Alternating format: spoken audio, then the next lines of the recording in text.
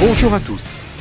Pour cette dernière émission, avant les 2 tours des législatives, je me suis porté dans la 2e circonscription des Alpes-Maritimes où le maire et son premier adjoint sont mes invités parce que tous deux sont candidats, mais pour le même fauteuil.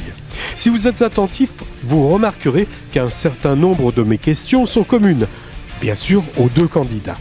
Même s'ils ont été proches, j'attends, vous en doutez bien sûr, des réponses différentes. Pour la première partie, c'est Loïc Dombreval, le maire de Vence, qui est mon invité. Loïc Dombreval, bonjour. Bonjour. Le 29 septembre 2008, vous étiez élu président du Modem 06. Le 31 mars 2004, vous emportiez la mairie de Vence sous l'étiquette d'hiver droite.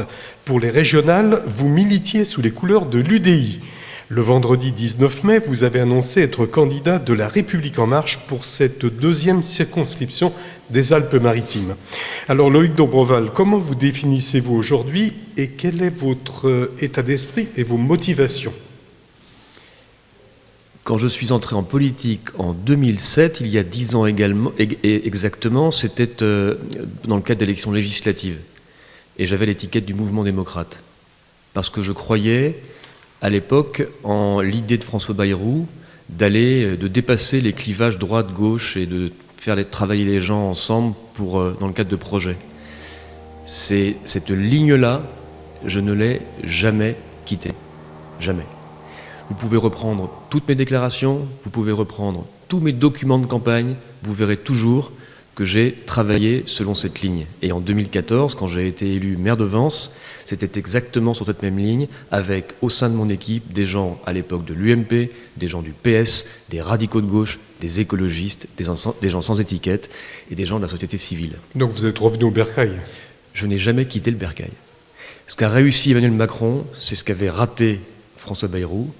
Et donc, pour moi, aujourd'hui, cette candidature, elle est absolument évidente.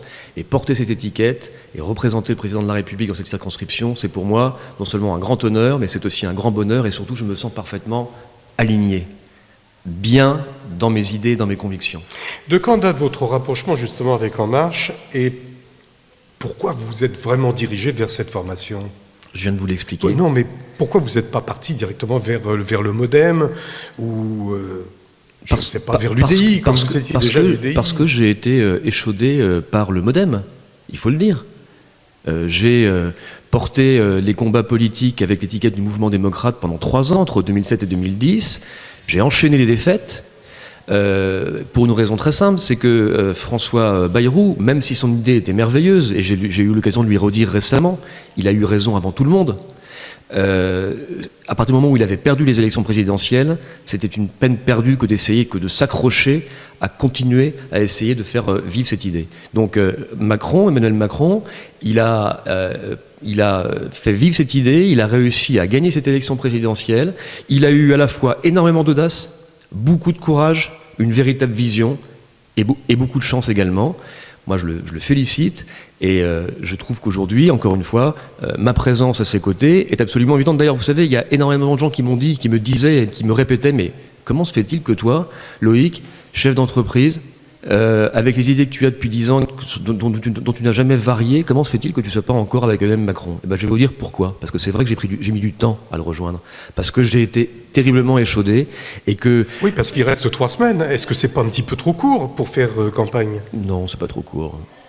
C'est une campagne la 2e circonscription, elle est immense. C'est une campagne qui est extrême. C'est une circonscription du moyen et du haut pays, oui, mais immense. Je sais, oui, elle fait 72 communes, elle est d'ailleurs très biscornue et bizarre, mais elle est aussi passionnante et magnifique.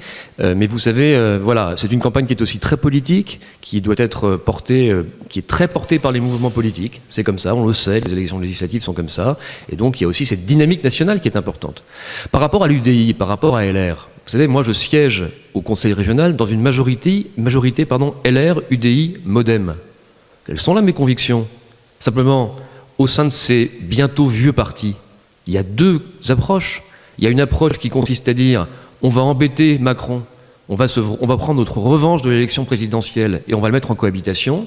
Et puis il y a une approche comme la mienne, au sein de LR, UDI, qui est de dire non, il faut aider le président et il faut aider le président à gouverner la France, parce que sinon la France va aller mal et la prochaine fois, ça sera le Front National. Alors, Loïc Dombreval, on va revenir sur votre candidature. Quelles vont être vos priorités et qu'allez-vous défendre et apporter à cette deuxième circonscription ? Il y a différents éléments qui sont importants. Il y a un premier élément qui est absolument manifeste, qui est cette fracture qui existe au sein de ce territoire. Il y a toute la bande sud avec les villes moyennes comme Grasse ou Vence ou Carrosse ou Péménade. Et puis il y a derrière tous ces villages du haut pays dans lesquels je me promène, dans lesquels je rencontre des maires, dans lesquels je rencontre des gens, des habitants, et qui sont aujourd'hui des territoires oubliés. La question, c'est comment est-ce qu'on fait pour faire en sorte qu'ils soient moins oubliés ? Ça, c'est un premier point. La fracture numérique, la fracture sociale, la fracture économique, la fracture dans les services publics, c'est à ça qu'il faut réfléchir. C'est une problématique de cette circonscription, c'est aussi une problématique française. Voilà. Donc il va falloir porter ça et réfléchir à la façon avec laquelle on peut réduire cette fracture. Plus concrètement ? Plus concrètement, il faut accélérer, par exemple, quelque chose qui prend beaucoup trop de temps aujourd'hui et qui est porté par le département, qui est le fait d'amener le haut débit dans le moyen et dans le haut pays. Est-ce que vous vous rendez compte que Vence, aujourd'hui, en 2017, n'est toujours pas intégralement équipé du haut débit ? Ça, c'est insensé. Donc, il faut accélérer absolument ça, et ça, c'est un dossier sur lequel je me pencherai particulièrement. Il y a un autre dossier qui est très important, mais vraiment essentiel. L'autre dossier qui est essentiel, c'est de revoir la loi Allure, ou loi Duflot, ou loi SRU, appelez-la comme vous voulez, qui impose à toutes les communes 25% de logements sociaux. C'est stupide. Il y a énormément de communes dans lesquelles il n'y a pas besoin de 25% de logements sociaux, dans lesquelles la demande en logement social est très très loin des 25%. Et sur ce point-là, ce sera ma priorité. Il faut que l'on revoie absolument cette loi qui est une loi non seulement absurde, parce que inadaptée au territoire, impossible à atteindre ce pourcentage pour la quasi-totalité des maires, et en plus scélérate pour l'environnement, terrible pour les impacts qu'elle peut avoir sur l'environnement. Voilà. Donc ça sera ma priorité. Il y a un autre point aussi qui est important, mais je pourrais en développer de nombreux, c'est la prison. Aujourd'hui, on doit construire des places de prison. Emmanuel Macron s'est engagé à en construire 15 000. Il y a un projet qui est à la Gaude, maintenant à la Gaude, entre la Gaude et Saint-Genès. D'accord ? Je pense que cette prison n'est pas adaptée à cet endroit-là. Et je soutiendrai un autre endroit pour cette prison, et certainement pas à Grasse. Aujourd'hui, j'ai Christian Estrosi, le maire de Nice, qui dit « J'ai une prison, elle est en très mauvais état, on peut l'agrandir. Rénovons-la, restaurons-la, sécurisons-la, agrandissons-la et accueillons-la de nouvelles places de prison. » Dans la plaine du Var, par exemple ? Non, à Nice. À Nice même ? À Nice même, sur le site actuel de l'actuelle prison. Loïc Dombreval, une question complètement, peut-être un petit peu bébête comme ça. Qu'est-ce que vous recherchez dans cette élection ? Je cherche à donner une majorité à Macron parce que je crois en lui et je crois qu'il est capable de redresser le pays. Et qu'aujourd'hui, on ne peut plus tergiverser, tourner en rond, se demander si machin, et faire une cohabitation. Voilà. Il faut absolument aider Emmanuel Macron à gouverner notre pays. Voilà. Et tous les candidats dans la seconde circonscription, sans exception, veulent une cohabitation. Il n'y a que moi qui veux lui donner une majorité. Chacun pense ce qu'il veut. Chacun pense ce qu'il veut, évidemment. Moi, je pense qu'il a été élu par les Français et que maintenant, il faut l'aider. Si vous êtes élu, vous allez abandonner donc automatiquement votre fauteuil de maire. Est-ce que vous avez pensé à quelqu'un pour vous succéder ? Je pense à plusieurs personnes. Vous avez un nom peut-être ? Non. Des noms à... Non, c'est beaucoup trop tôt. Et puis je vais vous dire une chose. Moi, je suis quelqu'un qui... je ne peux pas décider ça tout seul dans mon coin, dans mon bureau. C'est un conseil municipal qui élit un maire. Donc ce sera le conseil municipal et la majorité. Oui, mais c'est à vous de proposer peut-être. Ah, bien sûr, je proposerai. Et le conseil municipal disposera, en tout cas la majorité du conseil municipal disposera, on en discutera ensemble, on verra. Et puis si là où les candidats que je proposerai acquièrent l'unanimité ou une grande majorité, eh bien voilà, ce sera le prochain maire.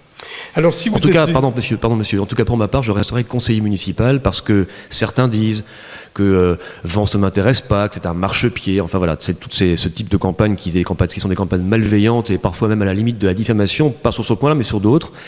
Là, c'est parfaitement clair. Vous voulez rester ancré dans Vence ? Je reste ancré dans Vence, conseiller municipal de Vence, je suivrai les affaires, il y aura une continuité, cette ville me passionne, elle a un potentiel énorme, on a commencé à le révéler pendant les 3 années passées, on va continuer, il y a encore beaucoup de travail. Alors, si vous êtes élu, quel genre de député Loïc Dombreval sera ? Vous suivrez les consignes, vous agirez suivant vos convictions, vos intérêts, ceux des habitants de la circonscription ? Vous savez, c'est un poste un peu particulier, le poste de député. On l'interroge souvent, on l'interpelle souvent sur des questions qui sont des questions extrêmement locales. sur lesquels C'est pour ça qu'il est élu. C'est pour ça oui, non, c'est un député de la nation. Le député est élu pour représenter le gouvernement sur un territoire. Mais il n'est pas là pour représenter... Le territoire vers le gouvernement. Oui, enfin, aussi. c'est pas exactement ça. Mais enfin, effectivement, qu'il soit interpellé sur des questions locales, c'est normal. Et il faut savoir y répondre. Quel est le point ? La vraie question, c'est de ne pas se déconnecter des territoires, justement. Et c'est de rester ancré dans ces territoires, dans ces communes du moyen et du haut pays. Et donc, moi... le non-cumul, ça vous gêne ? Vous êtes d'accord ? Ah non, je suis parfaitement d'accord. On a un grand besoin là, et rapide, de mettre au point ces questions-là, de supprimer le cumul des mandats et de moraliser la vie politique de façon plus générale. Là, il n'y a aucune ambiguïté, j'y suis favorable. C'est la raison pour laquelle, d'ailleurs, je quitterai mon mandat de conseiller régional et je resterai conseiller municipal. Comme quoi, vous voyez, si certains pensent que je fais de la politique pour gagner de ma vie, ils se trompent. J'ai par ailleurs une entreprise d'une dizaine de salariés qui me rend très heureux également, qui me permet de nourrir ma famille. Je n'ai pas besoin de la politique pour vivre. En restant conseiller municipal, je gagnerai 30 € par mois. D'accord ? Voilà, donc, et j'évacuerai mon mandat de conseiller régional. Bref, tout ça pour vous dire qu'il faut que le député reste parfaitement ancré dans le territoire. Il faut presque, si vous voulez, que le député... il ait une relation avec les maires et les élus de sa circonscription comme un maire peut les avoir avec ses administrés. Les maires et les élus de circonscription ne sont pas les administrés du député, mais il faut qu'il ait cette relation de proximité. Il faut vraiment qu'il les écoute. Il faut qu'il soit capable de poser des questions au gouvernement de façon régulière quand un maire ou quand un élu local l'interpelle. Il faut qu'il soit présent sur le terrain. Donc j'organiserai, si vous voulez, comme je le fais aujourd'hui d'ailleurs dans ma campagne, j'ai une permanence mobile. Pour moi, la permanence statique, c'est l'ancien temps. Il faut bouger, il faut être en mouvement. Il faut aller à la rencontre. Et donc ma permanence mobile, elle circule. J'aurai probablement une permanence mobile quand je serai député pour aller régulièrement à la rencontre des habitants et des élus de la circonscription. Luc Dombreval, qu'est-ce que vous attendez personnellement de cette mandature ? À titre personnel. Mais écoutez, ce sont des mandats qui sont des mandats passionnants, surtout à l'époque à laquelle on vit. Surtout à ce tournant majeur que vit la politique française. Je pense que vous vous en rendez compte, sur ces questions de moralisation, sur ces questions d'approche complètement nouvelle de la politique, où les clivages explosent, où on fait travailler des gens de droite et de gauche et des écologistes et des chefs d'entreprise, tout le monde ensemble. C'est un moment historique de la politique française, et pouvoir, moi, à titre personnel, y participer, c'est réjouissant, c'est passionnant. Voilà, et jamais j'aurais été... autant désireux de devenir député dans les années passées qu'aujourd'hui. À cause de cela, précisément parce que c'est quelque chose qui est ancré dans mes convictions. On va passer un petit peu à la politique nationale. Renaud Muselier, élu ce lundi président du Conseil régional PACA, inscrit chez les Républicains, vous apporte son soutien. Loïc Dombreval, comment vous interprétez cette action ? Je l'interprète très bien. Encore une fois, je vous l'ai dit il y a quelques instants. Oui, mais le fait que ça soit un élu, les Républicains, qui viennent soutenir La République En Marche, un futur élu, ou un futur candidat, pardon. Monsieur Rosenberg, avec tout le respect que je vous dois, excusez-moi, mais je crois que vous n'avez pas bien compris ce qui se passait en ce moment. Ce qui se passe en ce moment, c'est que, mais vous l'avez évoqué sur off au départ, c'est que effectivement, les clivages politiques traditionnels, ils explosent, les partis politiques traditionnels explosent. Voilà.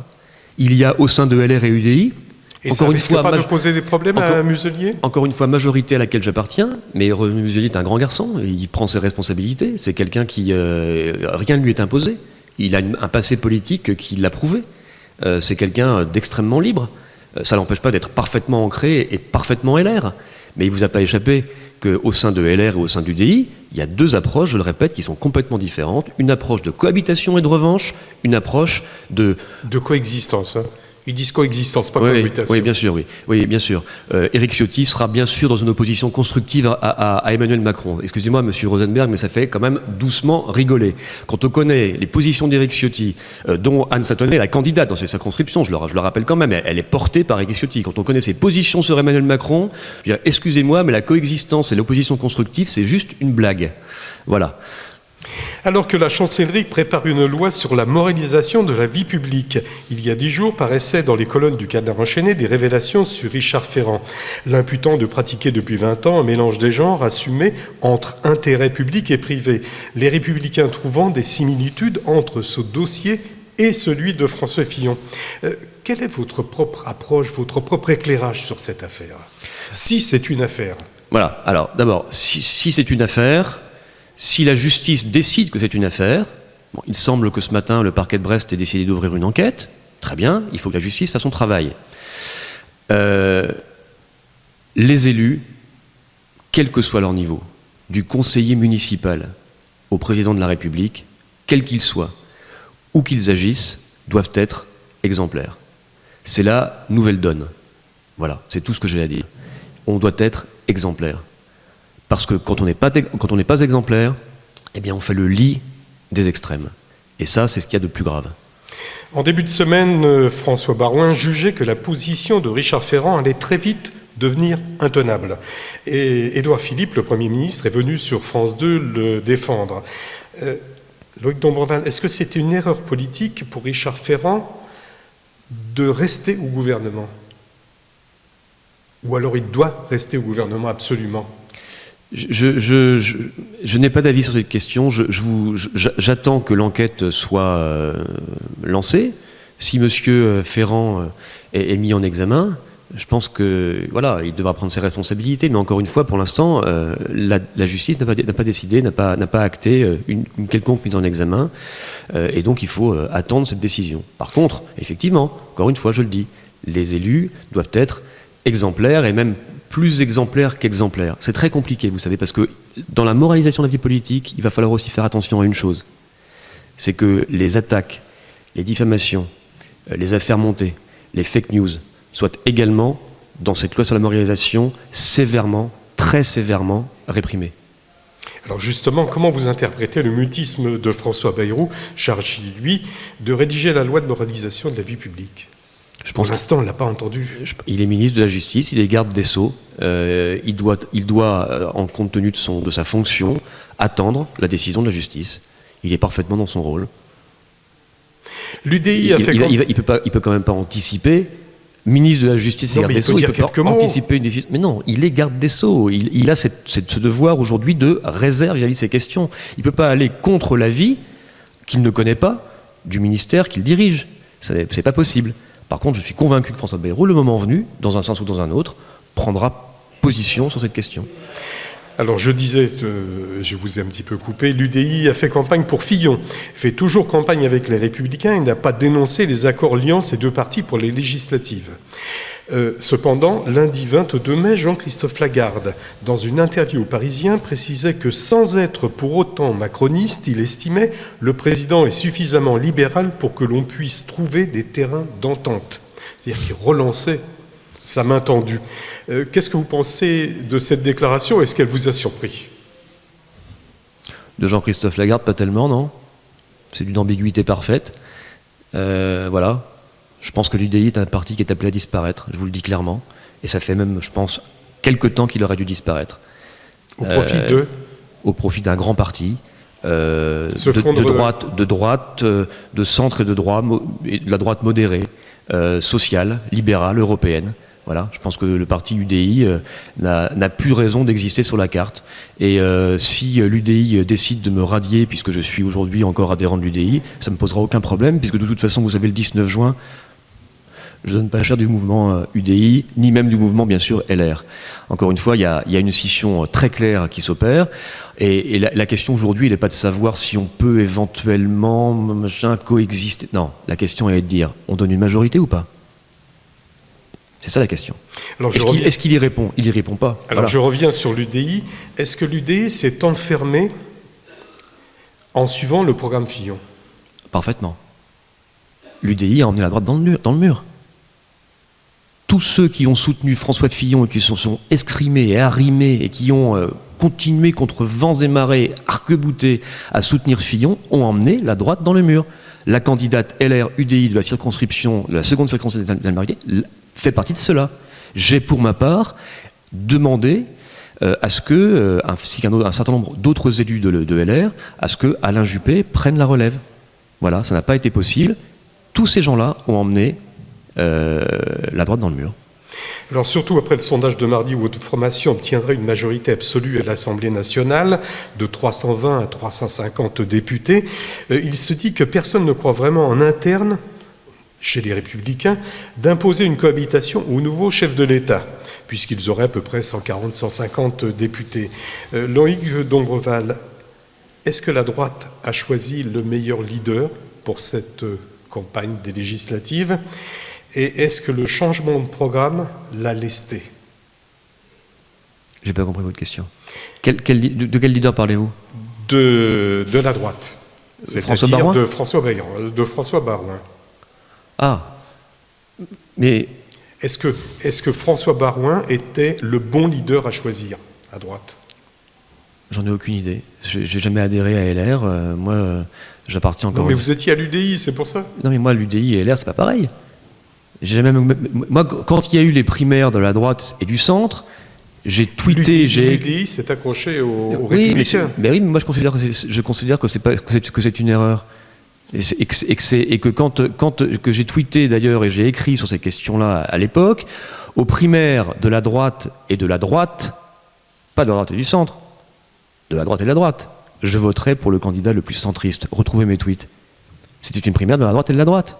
On a fait croire aux centristes qu'il y avait un candidat centriste. Il y avait un candidat qui était plus centriste que les autres, qui d'ailleurs était défendu par François Bayrou. C'était Alain Juppé. D'accord ? J'ai fait tout ce que j'ai pu au premier tour et au second tour. Et ensuite, quand Fillon a connu ses difficultés, j'ai dit qu'il fallait que Alain Juppé le remplace. Je me suis fait traiter de tous les noms. Voilà. Eh bien, ces gens-là, aujourd'hui, ceux qui étaient opposés à cette idée, ont emmené la droite dans le mur. Moi, je n'ai pas à juger de François Baroin et des dirigeants de LR. Je ne fais pas partie de ce mouvement. Alors, si on en croit Christophe Castaner, qui est porte-parole du gouvernement, oui, l'exécutif souhaite intégrer d'autres personnalités de droite au gouvernement après les législatives. Est-ce que cette déclaration vous convient ? D'abord, je voudrais vous dire l'immense respect que j'ai pour Christophe Castaner. Voilà. Parce que c'est quelqu'un qui, sans rien demander en échange, s'est retiré au second tour des élections régionales contre Marion Maréchal-Le Pen et Christian Estrosi. Pour faire gagner Christian Estrosi. Pour aider Christian Estrosi à prendre la tête de la région. Voilà. Moi, je salue ça. Je le félicite. C'est quelqu'un qui a pris ses responsabilités et qui est infiniment respectable pour ça. C'est quelqu'un, c'est un centriste, au fond, Christophe Castaner. Ensuite, élargissement du gouvernement sur la droite après les législatives, on verra. Moi, j'ai plutôt une sensibilité de droite, bien sûr. Moi, je suis plutôt de droite, une droite modérée, une droite sociale, pas d'une droite qui dit que, pas d'une droite sens commun, pas d'une droite la manif pour tous. Voilà, pas cette droite dure. Raffarin. Voilà. Bien sûr, très bien. Dans cette lignée. Raffarin, Nathalie Kosciusko-Morizet, Benoît Apparu, Thierry Solaire, Christian Estrosi. Voilà, ce sont des gens avec lesquels moi j'ai énormément de points communs et avec lesquels évidemment je serais heureux de pouvoir, en tant que député de la majorité, pouvoir travailler au lendemain des élections législatives. Loïc Dombreval, on va arriver à la fin de notre entretien. J'ai une dernière question. Diriez-vous que vous avez pris le train dans le sens de l'histoire en marche ? Oui, bien sûr. Vous êtes arrivé au moment où il fallait ou c'est En Marche qui est arrivé au moment où il le fallait ? Ça a été une rencontre. Mais une rencontre, en fait, qui était assez évidente. Encore une fois, je le répète, c'est ça le plus important en politique, c'est les convictions. Moi, j'ai jamais tergiversé. J'ai toujours été au centre. Toujours été au centre. Et ça, depuis que je suis rentré en politique. La proposition d'Emmanuel Macron est une proposition qui est non seulement extrêmement innovante, très intéressante, très enthousiasmante. J'ai mis du temps à me décider, c'est vrai, parce que, je le répète, j'ai été échaudé en 2007, et pendant ensuite 3 ans où j'ai porté le fer avec l'étiquette du mouvement démocrate, contre vents et marées.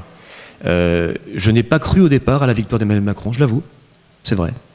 Il a eu une audace folle, il est d'une intelligence exceptionnelle, il a eu beaucoup de chance. On aurait sorti à gauche à Manuel Valls et à droite un Alain Juppé, Emmanuel Macron aurait eu plus de difficultés à gagner la présidence de la République. Donc il y a eu un petit peu de chance aussi. Mais vous savez, c'est comme au loto, hein. La chance sourit à ceux qui ont... Enfin plutôt, la victoire sourit à ceux qui ont tenté leur chance. Voilà. Ensuite, le train est passé, je me suis dit, ce sont mes convictions. Il y a des risques à faire ça. Je suis maire de Vence, je suis conseiller régional, je suis président d'une commission environnement, j'ai des responsabilités passionnantes à la région, passionnantes dans ma ville. Et je me suis dit, mais est-ce que je peux, à 51 ans, laisser passer le train de mes convictions comme ça? Et j'ai tout pesé, je me suis dit, au fond, j'ai rien à perdre. Peut-être tout à gagner. Peut-être tout à gagner, mais en tout cas, rien à perdre. J'ai un travail par ailleurs qui me passionne. Moi, je fais de la politique par conviction et par enthousiasme. Voilà. J'ai saisi l'occasion et je m'y sens très très bien. Loïc Dombreval, merci de nous avoir reçus et d'avoir bien sûr répondu à mes questions. Merci à vous.